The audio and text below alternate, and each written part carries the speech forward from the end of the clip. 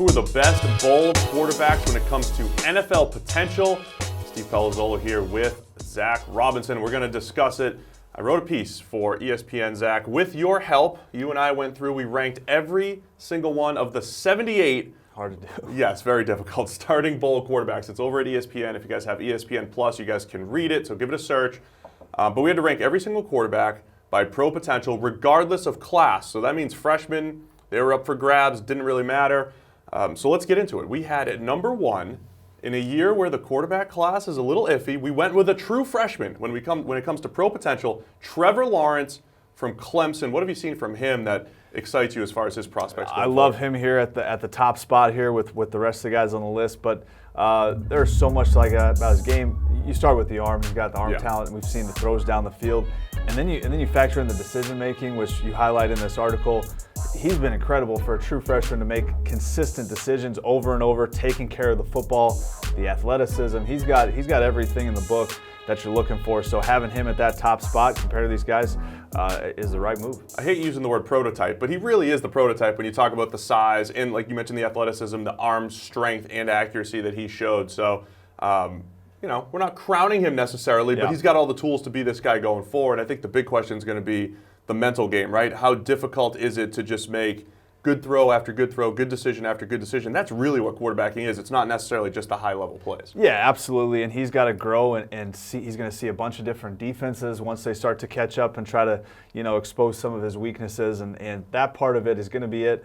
You want to see him in the pocket a few more times. Just he's got a good offensive line. They got some receivers to throw to, good backs. So you want to see some of those tougher games when he's challenged a lot. But what we've seen right now, he checks every single box. Yeah, great start for Trevor Lawrence as a true freshman. Number two on our list, and this is where we start to get into guys that are draft eligible for this year. Justin Herbert from Oregon, a guy that's essentially sat atop our quarterback board this entire offseason, but he slowed down the stretch a little bit, dealt with some injuries, but not nearly as productive. What have we seen from Herbert's game? Similar size as Trevor Lawrence. Yeah, big guy, arm talent, arm strength. I don't think he has quite the touch that Trevor Lawrence has on some of those intermediate shots. He is a window thrower, and he's going to zip it into windows, but does have the downfield stuff, great up the seams.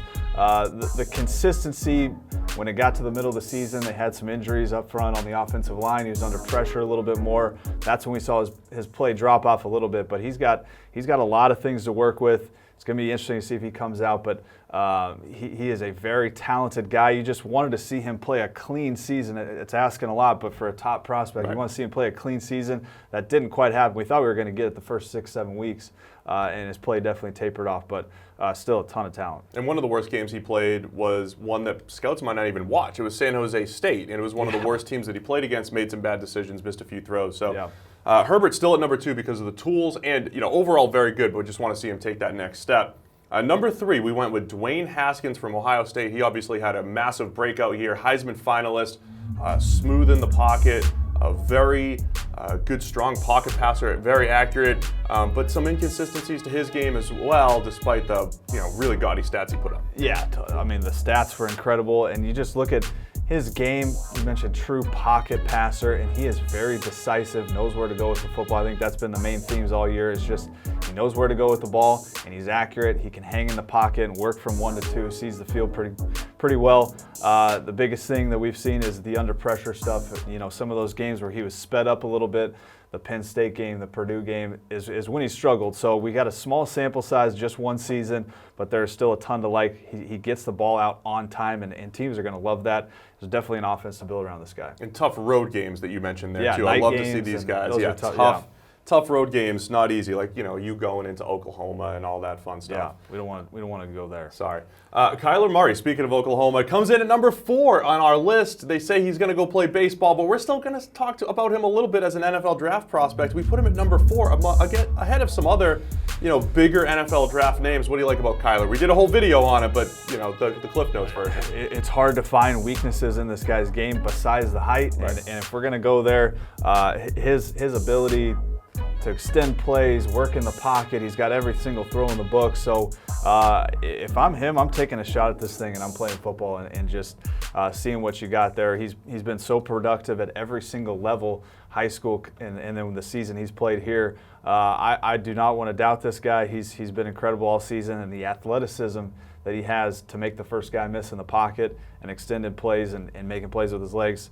separate him. Makes all the throws, athleticism. Check out our full breakdown over on the YouTube channel. We get into a little bit more detail. Coming in at number 5, we'll just hit on some of the bigger names here, but this is a guy that I think we're a little bit higher on than most. It's KJ Costello from Stanford. Not sure if he's going to come out this year, but even if he comes back, we're talking about a guy who maybe has number 1 overall pick potential for the following season. Yeah, he's a really good player, and you look at just what he's had at Stanford, kind of a simpler scheme. He's been forced to throw a lot of tight coverage throws, and he's been accurate. He's been under pressure quite a bit. So he's a guy that's very intriguing. He knows how to work the pocket. You don't see a ton of guys in college that are challenged as much as he's been in the pocket, and you see him work from 1 to 2, make these throws under pressure consistently is the biggest thing. So he's got a lot of tools to work with, and I think if he were to come out this year, I think he would challenge some of these guys throughout the process in terms of a first-round pick. So it's going to be interesting to see, but I do think when it's all said and done, he could be a first-round guy. A couple more names to get through. We've got Will Grier coming in at number 6. He's decided to sit out the bowl, but we still put him in the ranking. We've always had him as more of a fringe first-round type of talent for this particular draft. What do we like about Grier? Yeah, you love the production. You love the deep ball touch. I think that's the biggest thing that comes out with Will Grier. Does he have kind of the arm pop that you need in tight windows in the middle of the field, intermediate level? And the size is, I think, a little bit of a concern, but I think you would feel great about taking this guy in the second round. Guy to groom, guy that's a definite backup. But his ceiling, as far as these other guys, I'm not sure if it's as high. A little bit lower. All right, number 7. Here's a name that people have been waiting to hear. It's Tua Tagovailoa from Alabama, the Heisman runner-up. And look, this ranking isn't based off of a poor SEC championship game where he was playing banged up or everything.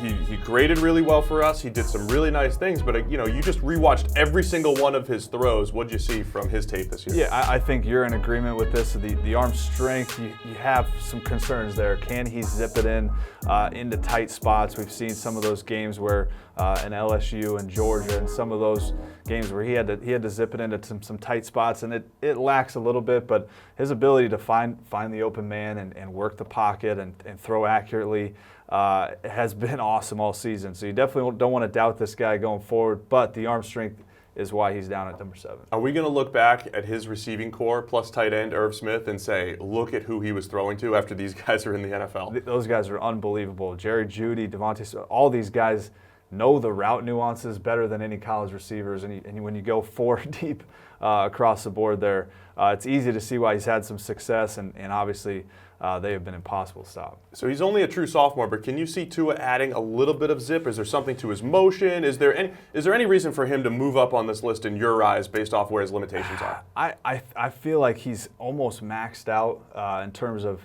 physically, and he's a pretty well-built guy, and I don't know if his arm is going to get that much stronger. So the motion's okay. It's just not a smooth whip like we've seen some of these guys like a Baker, Patrick Mahomes. These guys that can really zip it and really play at a high NFL level. That's kind of what we're lacking here with Tua. Let's run through a couple names real quick that we're a little bit lower on than most, starting with Drew Lock from Missouri, Daniel Jones from Duke.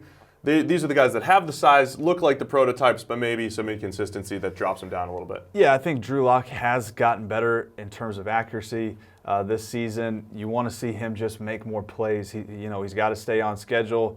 He's very much a kind of pick and stick type thrower. What he sees pre-snap, he's going to let it go to that guy, his first progression. So you want to see him make a few more plays outside the structure of the offense, and the feel in the pocket is definitely, I think, a concern and what drops him below some of these other guys. And then Daniel Jones, a guy that's getting first-round hype, but same thing. He had 2 just average seasons in the PFF system. He improved this year, but still has a ways to go with his down-to-down accuracy. Yes, the down-to-down consistency is the name of the game with him. He flashes sometimes, and he can frustrate you the next time. So the footwork and moving off the spot and accuracy when he's forced to move off the spot is something to look for, and not something that I think is very correctable. So he flashes some talent, but definitely has his concerns. When I look through this list of 78, there's one name that stands out to me when I wrote his name in at 13. This was your suggestion, Jordan Love from Utah State, maybe a player to watch, only a sophomore. What'd you like on his tape that we might be keeping an eye on in the future? Yeah, I think this is definitely just an upside type of deal. He's still a young guy developing, but you look at the size, arm talent, athleticism. He's got a lot of things to work with, and he plays decisive. He's a very good recognizer of coverage pre-snap, and I think that was the biggest thing that stood out watching him is he knows where to go with the football. He's delivering accurately, and then he's got a great deep ball, got a lot of arm talent to push the ball down the field. So there you have it. It is the top quarterbacks when it comes to pro potential playing this bowl season. The full list of 78 is over at ESPN as part of your ESPN Plus package.